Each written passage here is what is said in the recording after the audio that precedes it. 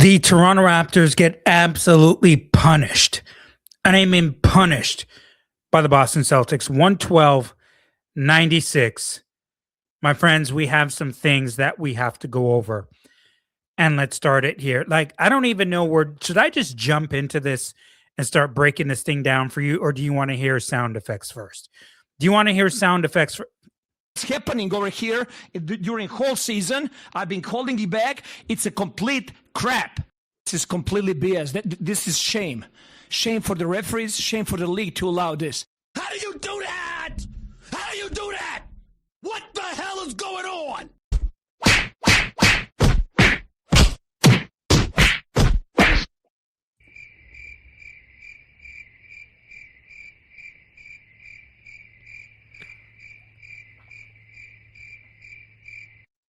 All right. So let me just start here. Let me just start here because if you didn't watch this game, few notes that I got to bring to you first before I even get to the first quarter. Obviously, no Barrett. You would know by now if he was back in the lineup. So no Barrett, but also no Jakob Poeltl in this game either. Okay. Injury back management. Injury back management. So he wasn't in the game, but also, obviously, no Jason Tatum, but also Jaylen Brown didn't play in this game due to illness.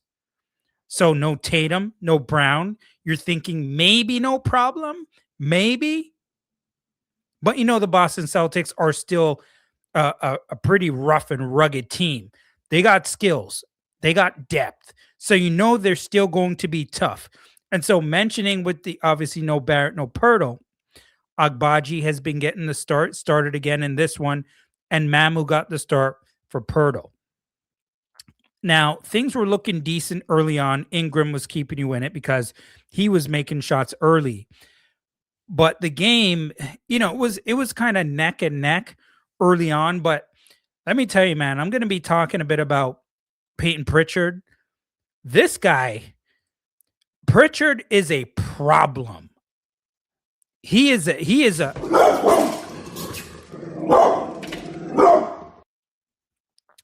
problem.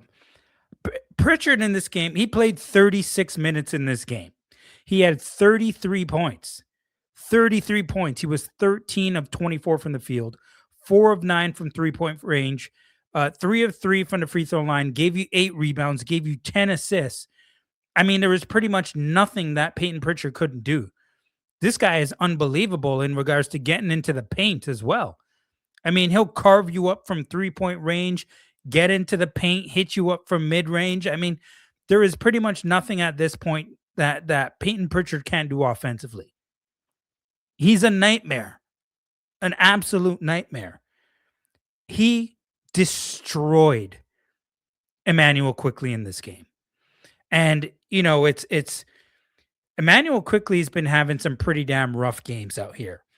I mean, 32 minutes in this game, 3 points, 1 of 12 from the field, 1 of 7 from three-point range, gave you 4 rebounds, 7 assists, gave you 1 steal, 1 block in this game. But he was just absolutely no match for Payton Pritchard. Zero. And Immanuel Quickley, I wasn't even going to get to him now, but I mean, we got to talk about Quickley for a second. I ain't trying to be respectful. I'm trying to win. Listen, Immanuel Quickley is such a big part of what the Raptors do that when you play against any team that's half decent, especially a top 10 offense like the Celtics, he has to play good or you're not winning. Pretty much. He's such a big part of the offense. He's a scoring point guard. You are going to need buckets from him, especially on a night when your bench did not do very well. And so you got to get more than 3 points out of Immanuel Quickley. I mean, are you kidding me? Are you kidding What's me? happening over here during whole season? I've been calling it back. It's a complete crap. With 5:12 remaining in that first quarter, he had no points. He was 0 of 5. But it's not just about being 0 for 5. It's about the shot selection, the shots that he's taking that's driving me nuts out here. Sometimes you see guys wide open. He has a guy right in his face. He's driving into people 1-on-3. I mean, this is like basketball 101 here, like stuff you learn. That's the basics. The basics. I typically don't get that pissed off, but it annoys me when you're making basic mistakes. And some of the things that I'm seeing, I don't want to have to say it, but I'm going to go here. The tough shot selections, shooting with a guy closing out on you. And I don't mean just closing out on you. I mean hand right in your face. You can make a move off the dribble, do whatever you have to do, pump fake, drive, kick, drive in 1-on-3 with a big defender on you like Derek White, like we saw. These are just, dare I say, selfishness at times, because you got to be better with what you're doing out there. Like this isn't overly complicated stuff. I tend to make it, when I'm talking to you out here, I try not to make it overly complicated. These are basic things. And it's starting to annoy the hell out of me when it comes to Immanuel Quickley at times. Because I know he can make better decisions than this. I'm not blaming it on him. It's not all his fault. I'm just saying, I'm noticing a pattern here. And if you want to get wins, especially against good teams, Immanuel Quickley is going to have to cook. Scotty Barnes in this game, let me find his numbers. 33 minutes in this game. He had 12 points, 5 of 15 from the field, 1 of 5. Gave you 9 rebounds, 6 assists, and 2 blocks in this game. Want to see more from him offensively. Would like to see Darko run the offense to him a little bit more, possibly get him on the block. I want to see the Raptors run the damn basketball. I want to see them run the basketball. Okay? Listen to these numbers in regards to points in the paint. Plus 22 for the Boston Celtics, 54-32. I'm looking for fast break points. For the Raptors, only 10 fast break points for them. 10 fast break points for the Celtics.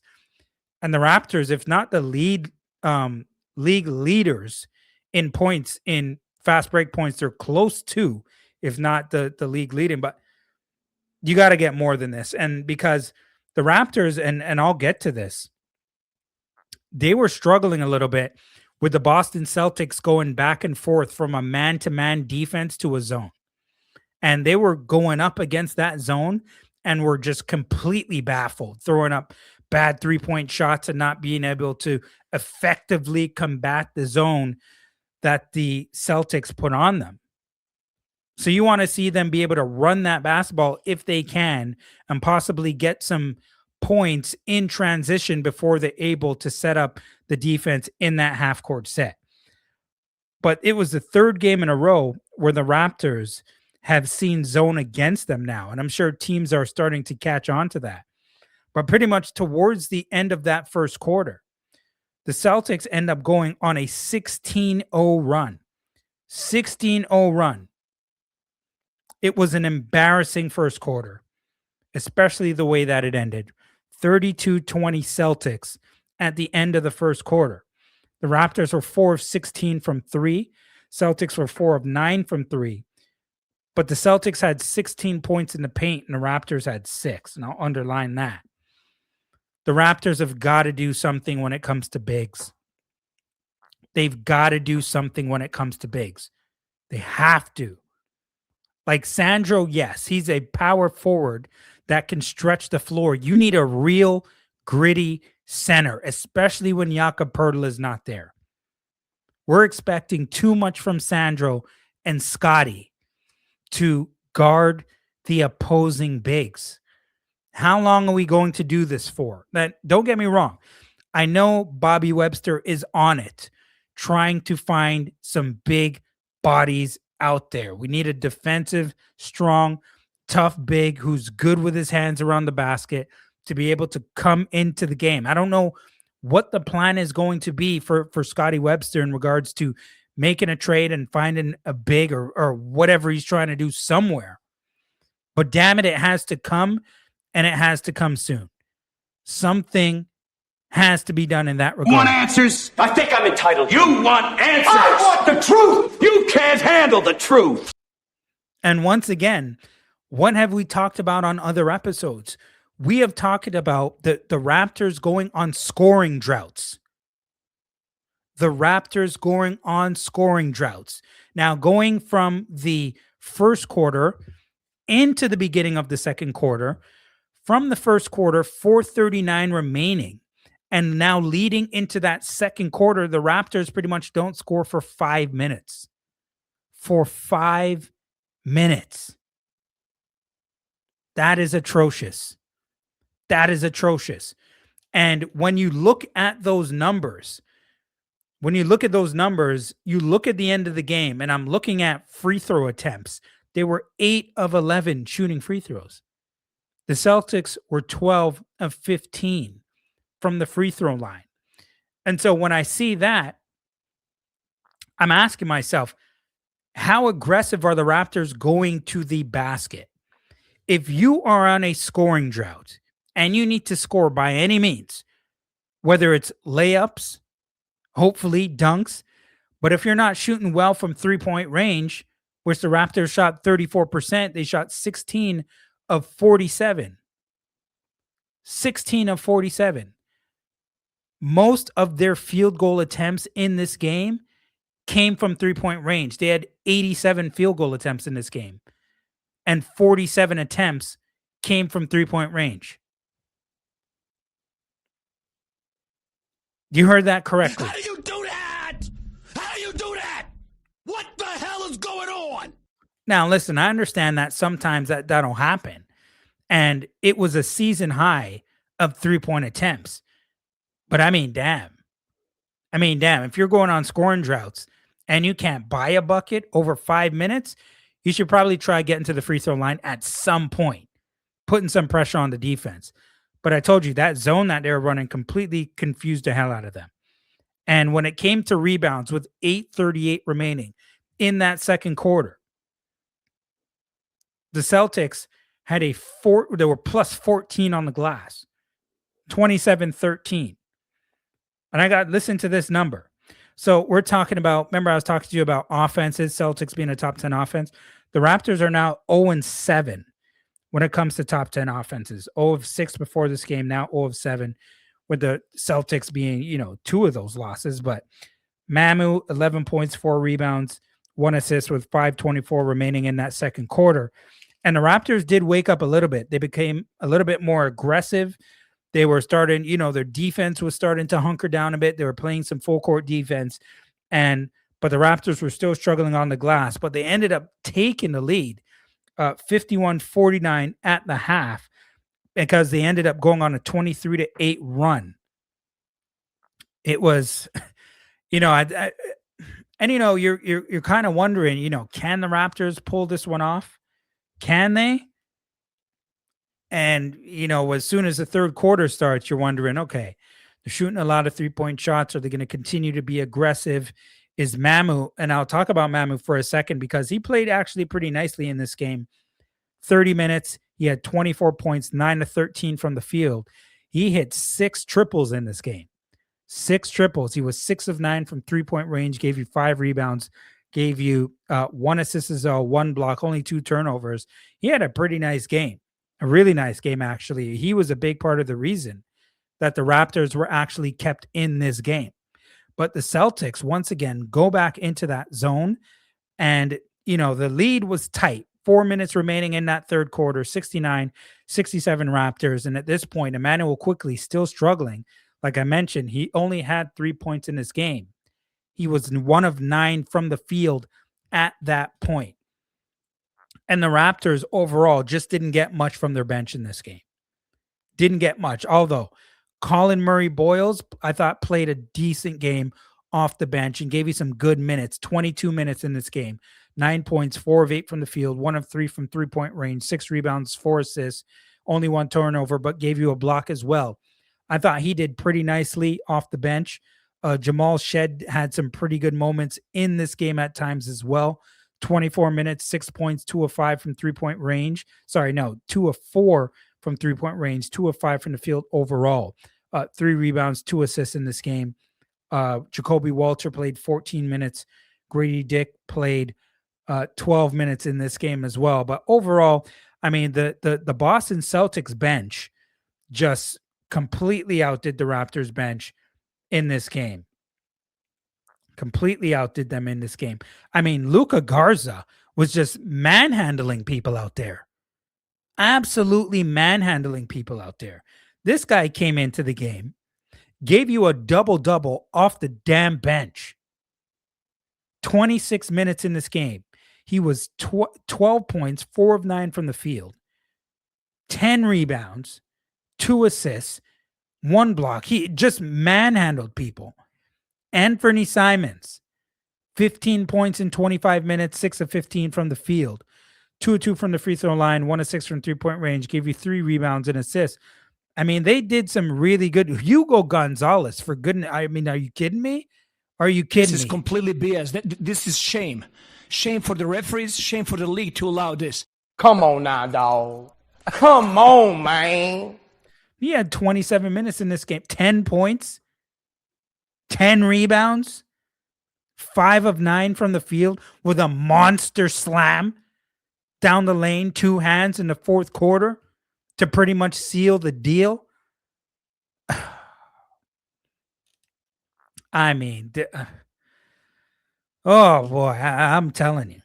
And in the third quarter, Pritchard, 19 points in the third quarter for Payton Pritchard.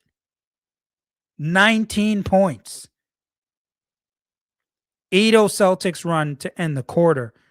83-80 Celtics after the third quarter. And it was a 42-26 advantage in the paint for the Celtics after the third quarter. Ingram had 20 points at that point. Mamu had 19 points at that point. And overall from Brandon Ingram, not a terrible game either. 24 points in 35 minutes. He was 10 of 17 from the field, 3 of 7 from three-point range, 4 rebounds, 7 assists, and 1 block. But overall, before I even get to the fourth quarter, I mentioned to you the Raptors were down 3 going into that fourth quarter. You lost by almost 20.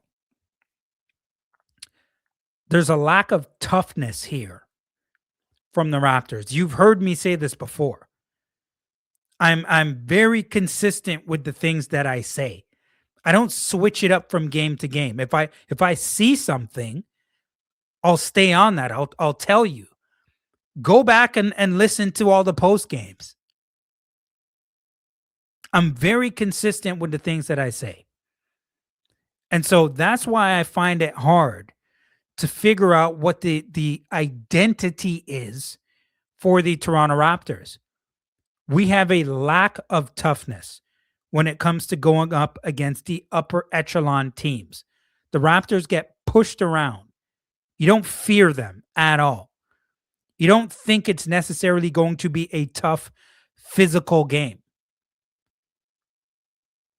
At some point, do we need a player that brings a certain level of physicality on a game in, game out basis consistently overall? Who's going to get in your face? Who's going to make sure that you can feel the defense when you're running through the lane without the basketball? Time to time, there's going to be a hard foul to make sure that they're telling you, we're here. And you're going to know that we're here.